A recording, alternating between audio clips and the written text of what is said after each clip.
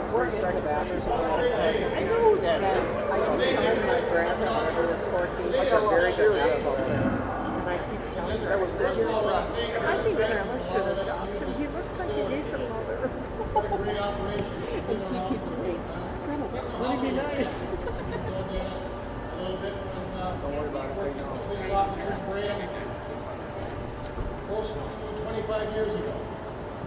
And he's been a big part of this community that entire time, not just in Rush City, but the whole northern part of Chisago County and part of Wasana County as well. Today we get to hear about a special person. A person that's going to take and retire Rick Nolan.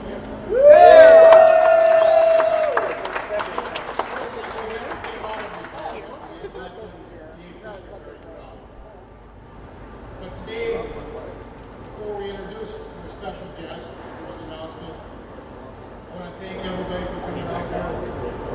And now I'll let Bob Barrett come up and introduce him.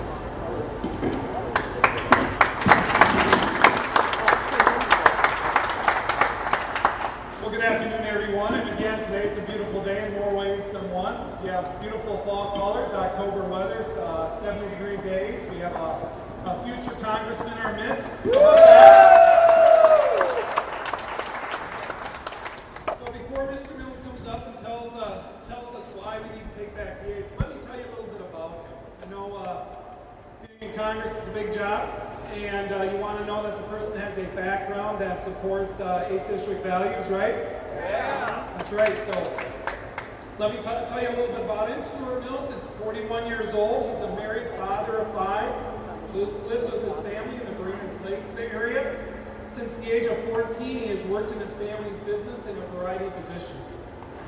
Upon graduation, 1995, with a bachelor's degree in business administration. How about that, right? From Northwood University, he entered the Fleet Farm Store Management Program, working at a number of different discount Fleet Farm stores.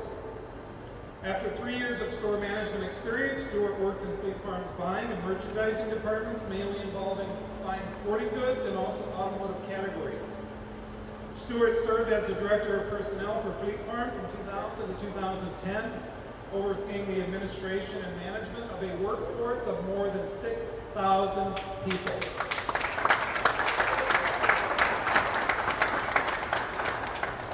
He also worked in health insurance, 401ks, profit sharing, and other benefit plans. Currently, Stuart is Vice President for Mills Fleet Farm, and he's officed out of the Fleet Farm headquarters in Brainerd, Minnesota. As well as Stuart's involvement in overseeing day-to-day activities of Fleet Farm, he's also the administrator and fiduciary of Mills Company's Employee Welfare Benefit Plan Trust, a self-insured $34 million health plan covering 6,000 people. Stuart's also the originator of FleetFarm.com, innovative healthcare plans, Mills indoor shooting and archery, brands of firearms and accessories, and also We Love It Outdoors television series, and numerous other forward-thinking projects aimed at increasing the retail reach of Mills Fleet Farm now and in the future. Stuart is also very involved in his community. As board member of the Minnesota Fraternal Order of Police Foundation, he created the Fleet Farm Fraternal 4-H 4K run to raise money for the Fraternal Order of Police Foundation and local 4-H. Stuart is also the creator of the Louis Hostigar Award, given annually in conjunction with the Brainerd YMCA, to recognize individuals that have significantly impacted the Brainerd Lake area. As well as law enforcement and agricultural causes, Stuart is supportive of the Brainerd YMCA, the Salvation Army, Minnesota Adult and Teen Challenge, and the Women's Center of Minnesota, as well as numerous other organizations that bring our communities together for a better Minnesota.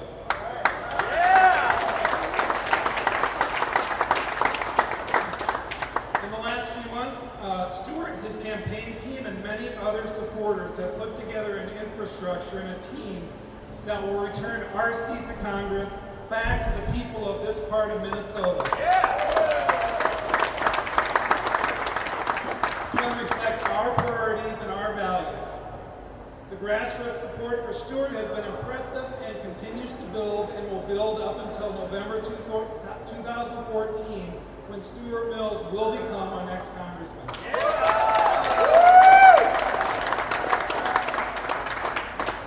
I look forward to having Mr. Mills in Congress for his leadership, and that leadership, wouldn't you say, is much, much needed in Washington right now. With that, please join me in welcoming our next congressman representing the 8th District of Minnesota, and the man who will have the best hair in Washington, Mr. Stuart Mills.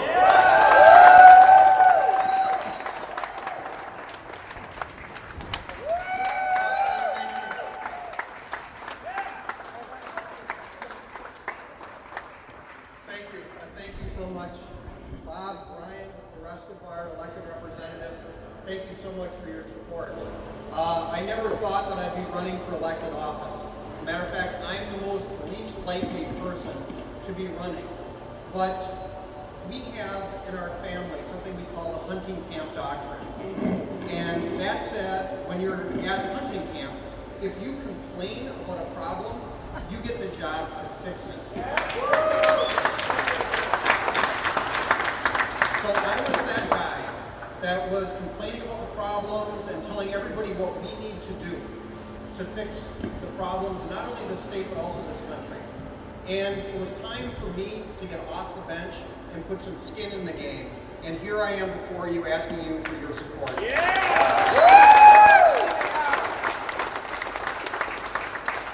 We have a lot of priorities in this country, but there are 4 things that we need to get to work on and get to work on now. We need to create jobs and prosperity. We need to repeal and replace Obamacare with something that actually works. We need to restore respect for our Constitution, and we need to return fiscal sanity to Washington, D.C.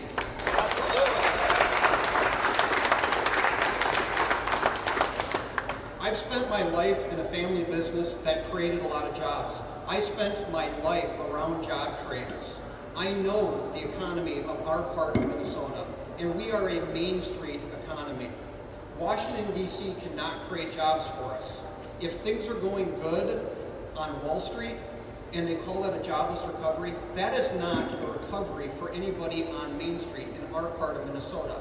Our unemployment rate is above 9%. And if we're going to create the jobs and prosperity that we need, we have to start from the ground up, from Main Street up, not from the top down.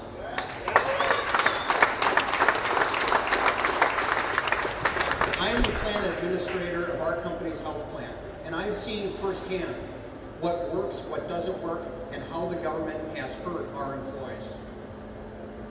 There's ways that we can increase access, and we can bring down the cost of health insurance. The Affordable Care Act, Obamacare, is not the way to do it. What it does is it increases demand, reduces supply, and does nothing to affect the delivery. And ultimately, if we are after increased access and lowering costs, Obamacare does nothing to solve those problems. It exacerbates the issues. We need to pull back to our starting point. We need to bring ideas that actually work to the table rather than destroying our healthcare economy.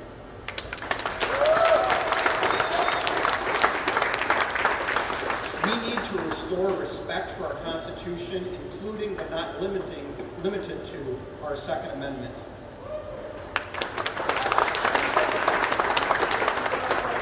Our elected leaders work for us. We don't work for them. They don't get to grant us privileges.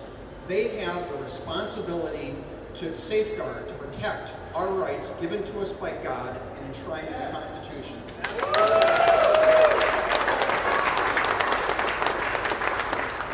And $17 trillion worth of debt is just way too much.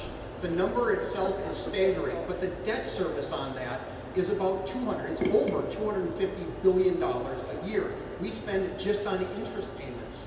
And we continue to add to it with deficit spending.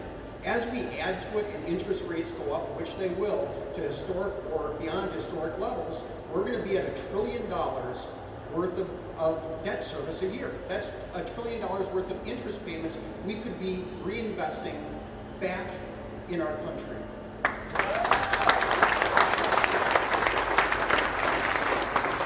In our part of Minnesota, when you go to a campsite or to a hunting camp, most places have a sign that says, leave this place better than what you found it. Well, we're not meeting that minimum expectations.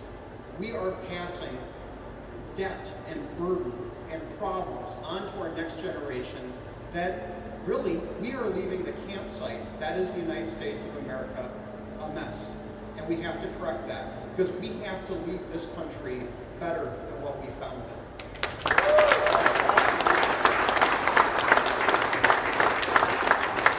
With your help, with how we've come together, and really, because 3 months ago, we were talking about putting a campaign together, about, putting down our flag and establishing the underpinnings. Because of your help, because of the grassroots support, we were able to build a campaign infrastructure that we're able to announce today. And it's a grassroots infrastructure. It's been absolutely wonderful. We have a long ways to go, but I want to thank you for being here, and I want to thank you for your support, your continued support. Thank you.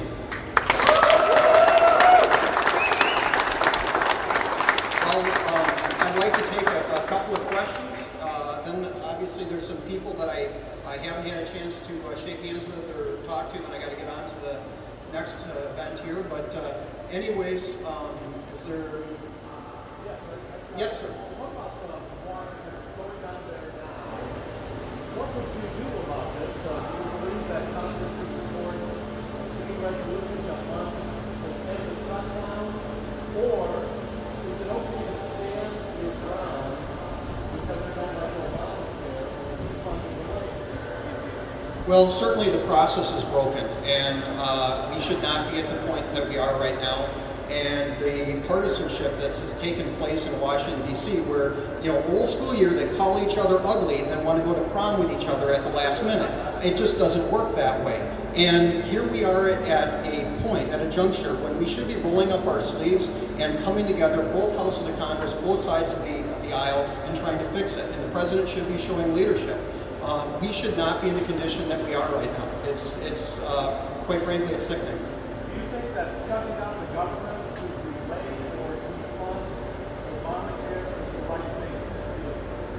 I'm not in Washington right now. I don't have a voice in the process, but if I would have been in the process, I would have done everything not to get us to the point where we are right now. What about raising the debt ceiling? I want to say if that's not done by maybe next Thursday, to trigger an economic collapse, would you raise the debt ceiling? The question was about the debt ceiling and whether or not we should raise it. Certainly there should be some things that are tied. I mean, the United States of America does have to pay our bills. We do have a obligation. However, there should be some things that are tied to that, because what I was talking about earlier are things that need to be fixed. And both houses of Congress need to come together. Both sides of the aisle needs to come together, and the president has to show leadership. We have to roll up our sleeves, work together, and get the job done. And again, I'm not in the process right now, but certainly the spending, let's talk about a lot of the runaway spending. There are certain things that are being spent on government right now that we do not need, that is not vital to our national interest. Could I ask a question? Sure, Seth. How are we going to, or how are you going to combat the overwhelming liberal bias in the media in the 8th District and convince Minnesotans, the 8th District folks, that you are right and that what your vision and your path for the future is what we want for Minnesota? Thank you, Seth. And this will be my last question, so I'm going to turn it back over to Brian here real quick. The question was, how do we get our message out? And we do have the best message.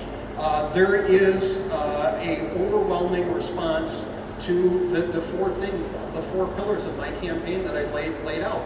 We have to create jobs. We have to find a common sense solution to replace Obamacare, something that actually works. We have to restore respect for our Constitution, and we have to engage in right-minded fiscal policies. So anyways, thank you so much, and we'll turn it over to Brian. Thank you.